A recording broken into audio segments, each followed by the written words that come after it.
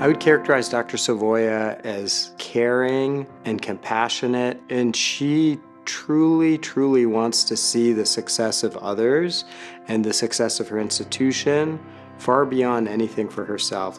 She's a friend first and friendly. She's compassionate. She's very humanistic. She's an outstanding physician and an outstanding educator.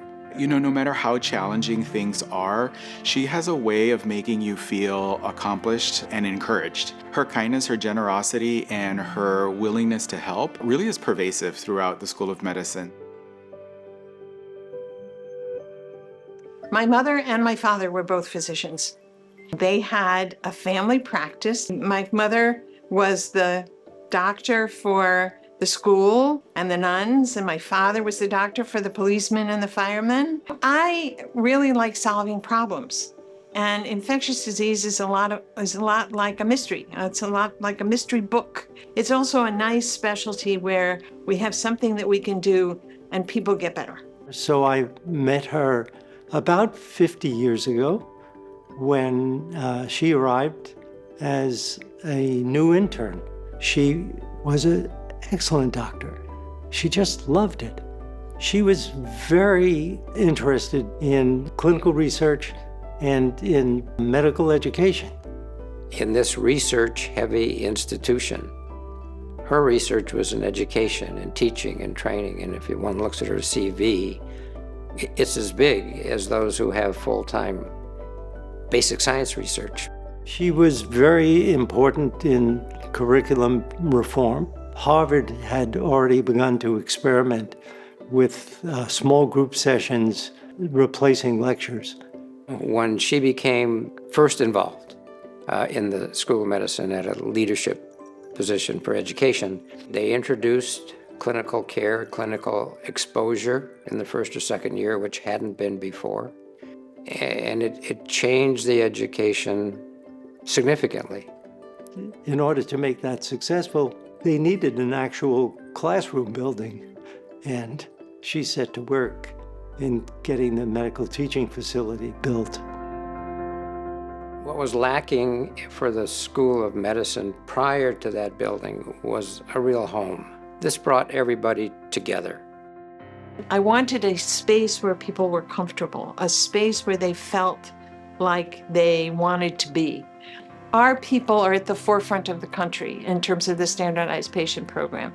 This SIM center is incredible. They can build those fundamentals early on, and so surgeons can be practicing in the most realistic way possible. It allows our students and our medical trainees to practice things like physical exam, history taking, in the setting of a realistic patient encounter.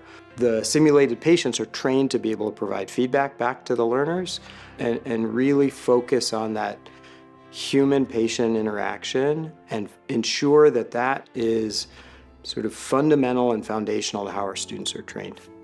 You have to be able to make a connection with everybody you meet, and again, to remember that you're always on the same team.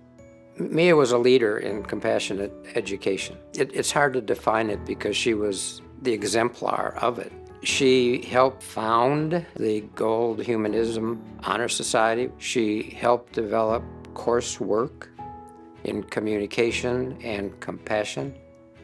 She was so far ahead of the time.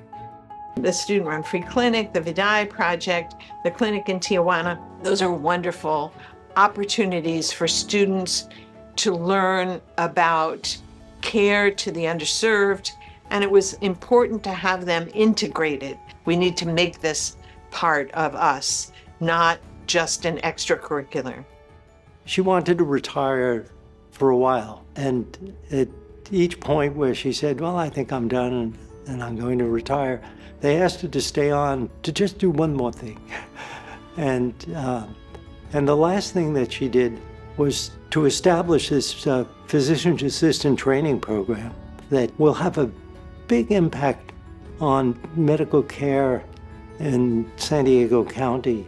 Physician Assistant Education Program here at UC San Diego was established in 2022. Dr. Savoia was instrumental in creating this program. Her expertise and her guidance, we were able to get through a very challenging process. We really developed a curriculum here that is training PAs to work at the very top of their license so that they're able to provide the best care to patients no matter which specialty they go into.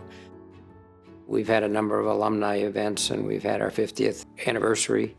And how many people come up to her and hug her and thank her and know her. She probably knew every student every year for 20 years. That's thousands of people that are doctors that are impacting care around the world that she has influenced. That's pretty big. When I came here in 1976, I thought I'd be here for a couple of years and then go home. And that was a long time ago, and I'm not going anywhere, you know. My life has been about trying to make good doctors. You affect more than just your own patients. That ripple effect from having those good doctors out there is really very important. And I see those people as my legacy.